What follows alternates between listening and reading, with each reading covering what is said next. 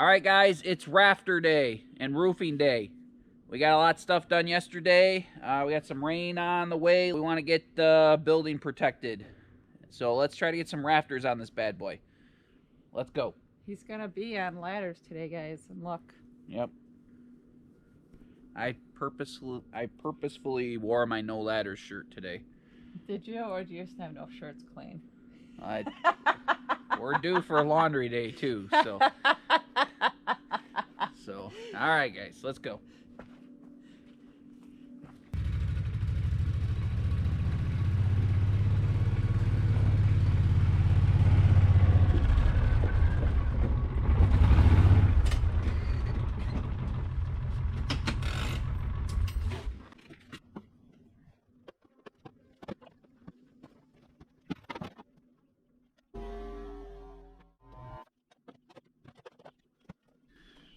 All right, guys, today's video is sponsored by you guys. We appreciate all our subscribers and all our members here. We have a few videos here that we want to dedicate to you. We appreciate all you guys. We appreciate all the support you've given us over all the years, all the lovely comments, all the great people here. We appreciate you, and thank you very much. So I'm really excited about doing this today. I'm excited. This is going to make the whole cabin come together, and you guys are going to actually get to see what we have planned and see the layout and how this is going to be such a nice functional building for us. Because we haven't, we don't have any plans or drawings we've shown you. We've kind of explained what we're going to do, but once we get some rafters on this bad boy, you're going to really see the difference what our design's going to make. I'm really excited it worked out this way. So stick with us here. So there's lots of math and angles and stuff involved in building, especially with roof pitches and stuff. I worked out the math, and I believe we're going to have a 412 pitch. We're dropping 4 inches per foot from the center of the cabin to the edge of the cabin. And the snow runs off of that. If you go anything less than that, the snow sits on it pretty much up here. So because I'm not a mathematician, even though we've built quite a few things, there's ways to cheat around getting angles and stuff for your rafters. So we're going to try to show you best we can how we're going to cheat and get our rafter angle without, using the square for an exact angle. Also, guys, this is part 8, I believe, of our build series. So if you haven't checked out the first 7, make sure you check out the playlist over here in the corner. I will link it so you can check out how we got here, and stay tuned for many more parts because there's many more coming. All right, guys, so a trick I learned on how to measure rafters from my buddy Dave at Bush Radical again. I learned a lot of little tricks from him in his videos. You could put your rafter board running at the end of your ridge board down to your wall sill, and if you put it on the outside edge, you could trace the angle onto your rafter board. You don't have to get fancy with it. You just draw a line. That's a really easy way to do it, and we're gonna kind of do it that way, but we can't get to the end of our boards. Our boards don't line up at the end with our wall sill because we have the porch. So I'm gonna try to show you the best I can how we're gonna find this angle. Okay, here's the pencil. Just put it vertical. Now twist it the other way. There you go. Just like I put it down on the OSB. That is. You're up above the OSB. It's on the OSB. I don't want it on the OSB. I want it on the outside of the OSB. Okay, take it down. Take it down, down, down, down, down. I want it to be straight up and down. You're going to use the wall to make sure it's straight up and down. Is it pushed up against? Go up a little bit. Is it on the OSB good and flat? Yeah. Okay, draw a line on the outside edge. All the way from top to bottom. Good? Mm-hmm. Okay, now take the 2x4 and just flip it. There you go. Now, pull it your way. Now draw a line down underneath it. Underneath. Like that little thing's gonna be our bird mouth. A tiny little thing? Let me see. It's like tiny. Yeah, it doesn't need to be that big. I want it to be. I would like it to be a little bit bigger than that, but that's okay. All right, guys. So Jenny drew our bird's mouth down there. We did that first, just so I'll show you that in a second. But right here, we got this line. This is where it's going to rest against our ridge board. We just put the 2x4 right here, and that simulates. We've done this with flooring before, and then I draw a line right there. You already see it. I did it off camera just to test it. And what that does is it's going to eliminate that little chunk, and we'll have a nice flat edge to push against our ridge board. We want the top of our rafter to be at the top of our ridge board. So then when we cut that and the bird's mouth, we're just going to slide it 1 inch over to that. So you'll see how this works. All right, so that's an easy way to cheat to get your angles and your bird's mouth. As long as your building is square and your ridge board is straight and perfect, all these rafters will be this size. But we normally have to modify things a little bit because we're always slightly off square or slightly off plumb. Not normally, not when I say slightly, I mean like millimeters, not. And your boards from the lumber store are not always straight, right. Like no matter how many times you check them. So perfect. Yeah. So perfection is nice, and if you're a professional, that's easy to do. But we're going for higher quality, not perfection, right? Yeah. So let's cut these angles in this bird's mouth and hope it works. And then we're gonna sample it all the way along the building and see how square and see how well it works for the whole building. If it works well at all places along the whole line, then we'll just make 6 or 8 of them and be done. But that doesn't normally work. Here's what our first problem with is going to be, is that we're using this beam for the porch. I can already see that it's slightly kinked or twisted. You know, that's just part of natural lumber, especially when I milled it myself. And that maple, it wasn't, you know, it's green. It didn't sticker and didn't sit in storage for a year. It's not perfect. It's not going to cause the building to fall over, but, you know, the rafter from here to here is going to be slightly different than it is on the building itself, because the building itself is pretty square. This is going to be like maybe an inch off. But let's cut this board. Let's cut this first rafter and check it out, right? Mm-hmm. All right.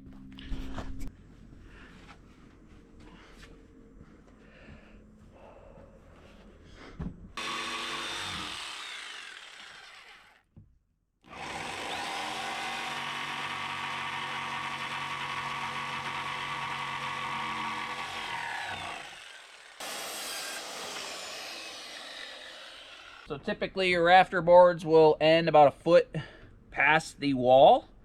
So you'll have like a 1 foot overhang. You can go up to 2 foot, I think, but you'd have to support it somehow. But we're doing a large covered area over here on the right side of the cabin for my sugar shack, maple syrup. And we're just carrying the rafter out the remainder of a 16-foot board. So we're gonna have an 8 to 9 foot covered area. So that's why our rafter board's so long. The other side's going to be standard 8 foot long. So let's throw this up there and see if we did good. Let's hope.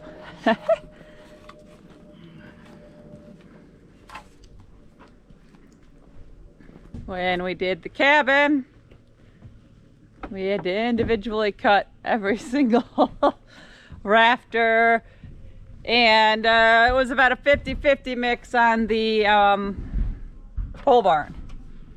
Some of them we had to custom cut each time, and some of them we didn't. So let's see if we've improved. Let's see if we've improved over 4 years of building, right? Yeah, we had to modify our each and every rafter a little bit on the cabin because the cabin wasn't super square. I didn't understand when we did that how that was going to affect the roof so much.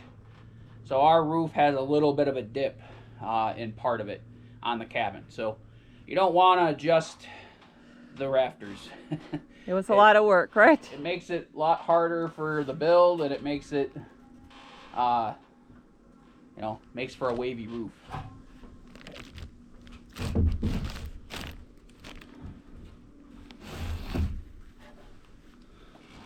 So how's that? Looks pretty good to me, yes? Or is it touching the OSB? Touching the OSB. Okay, so let's move your ladder back over a few feet. I want to take this rafter that fits good. We're going to test it in the middle of the. We're going to test it in the middle of the cabin, and we're going to test it on the far side of the cabin. As well. So how's that? This one's not touching the OSB. Like how much? Like a millimeter? Like an inch? Like a fingertip. Okay, so that's bad. That means, you know. So it's a hole. So is it even resting on the wall? It's resting on the wall. It's But just. it's a hole. You could fit your pinky in there. Yeah. And the other one, it was touching. Uh-huh. Like even though the OSB is down a little bit, yeah, it was on the outside edge of yep, the OSB. it was touching the OSB. But here, it's a little short. It's a little out. Yeah. Okay. Well, let's go to the far side of the wall and test it.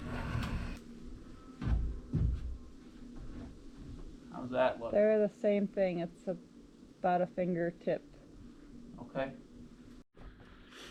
All right, guys. All the rafters are cut on for the short side. We're gonna install those and then move over to the longer ones. We got them all. We only need 6. We're gonna do the building right now, and then we'll worry about the covered porch another day. We want to get this building protected right now. That way, if it does rain, yep, it's covered. Yep.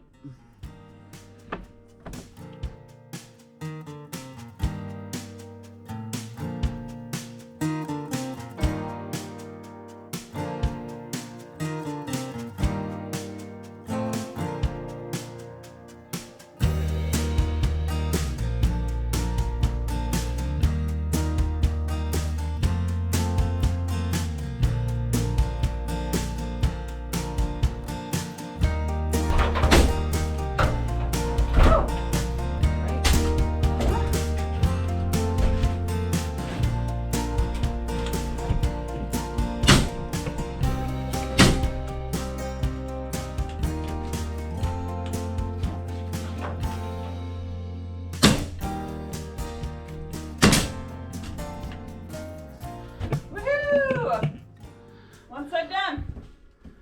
Yeah, that went really well. But yeah, that's solid as a rock. No, nothing moved. We didn't have to we barely pushed on that one. All right, so let's go cut 6 16-foot rafters. Hopefully those go as smooth as this, because this went like butter. And then plop some OSB up. We'll throw some OSB on it and Cover it up. cover it with a tarp, or even rain. just, yeah. Cool. Very cool. Very, very cool. Get as much done as we can, like always. GoPro, stop recording. GoPro, stop recording.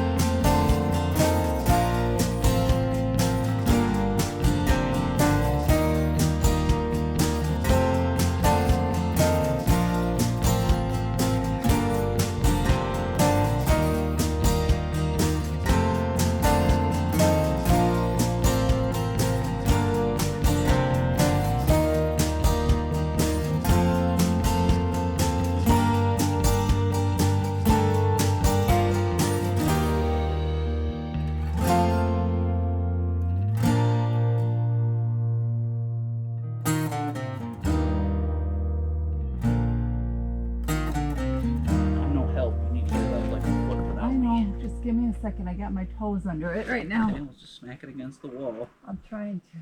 And then get your fingers under That's it what and I'm use your trying- legs. That's what I'm trying to do. Ugh. Awesome. Had to get leverage under it first. I got it. You sure? Yep. Okay. Let's get out of the way. If I drop it, it's gonna end up on you. Woo!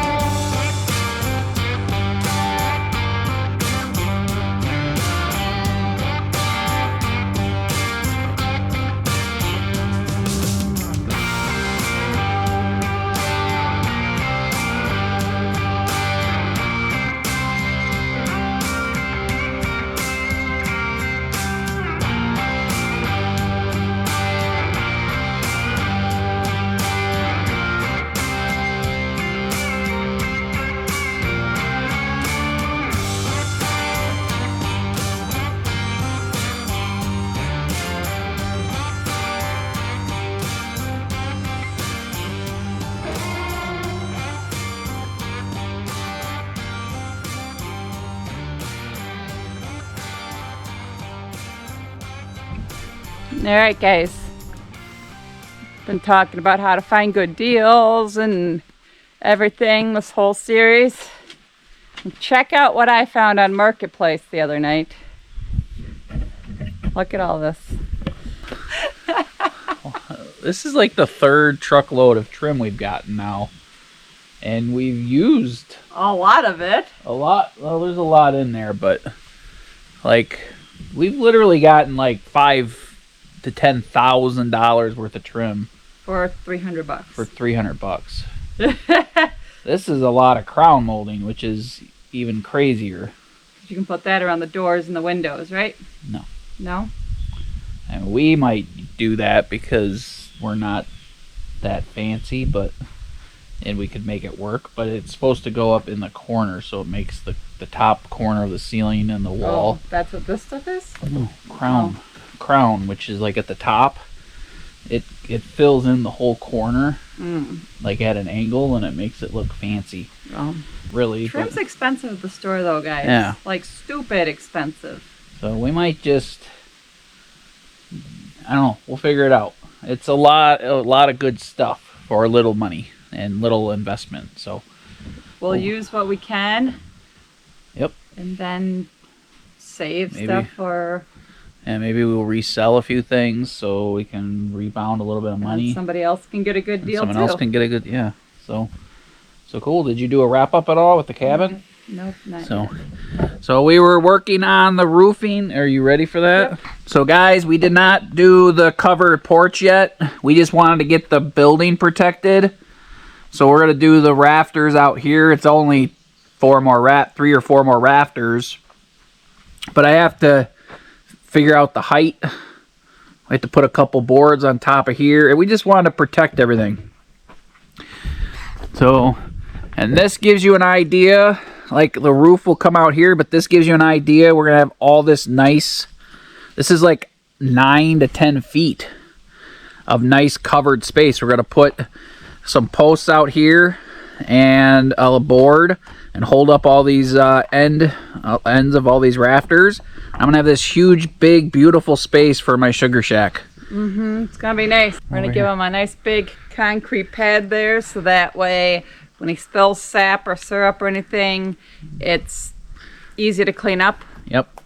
And he doesn't want to be in the dirt. He's sat in the dirt the last couple of years and stuff's unlevel and everything's dirty. So a nice little concrete pad will work well for him to keep everything. And where are we gonna wet pour it? No, we don't do wet pour here. We're off grid. On top of a hill. We're off grid on top of the hill, 5 miles from the main road. Yeah, we have a real reason to do dry pour. So we do dry pour because the only way we could have concrete here. Yeah. We could do the small mixer thing, but that's more work too. And well, we probably doing big slabs with a small thing, with a small mixer, is a pain in the butt. Why would you want to do that? Screw that up. Yeah, we would. Yeah, like we screwed up our hose pad. Yeah. I don't know if you guys seen the hose pad repair video yet, but if not, it's coming. But I'm not impressed the way that turned out. We're not a wet concrete duo here. No, that turned out terrible. So, but it is what it is. Maybe I'll fix it. Yeah. Maybe I'll get some bigger boards and do a dry pour on top of a wet pour on top of a dry pour. We're gonna sandwich wet pour in between two dry pours. So I'm gonna do a real cluster and really perturb a lot of people. Yeah. All right, guys, we're yakking now. So this is it. This gives you an idea of the feel of the building. Other than, like I said, we're gonna bring the porch out another 5 feet. So yep. I'll fly the drone around, and you guys can get up pretty so you see it all. Yep.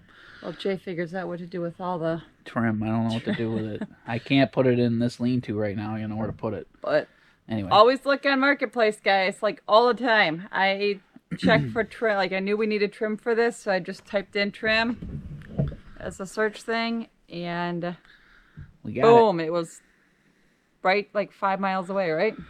It's a lot of awesome trim. It's gonna come in very helpful, be very useful for stuff. So see you guys in the next video. We appreciate you and all your support, and thank you for being here. Right? Yes. All right. Best wishes.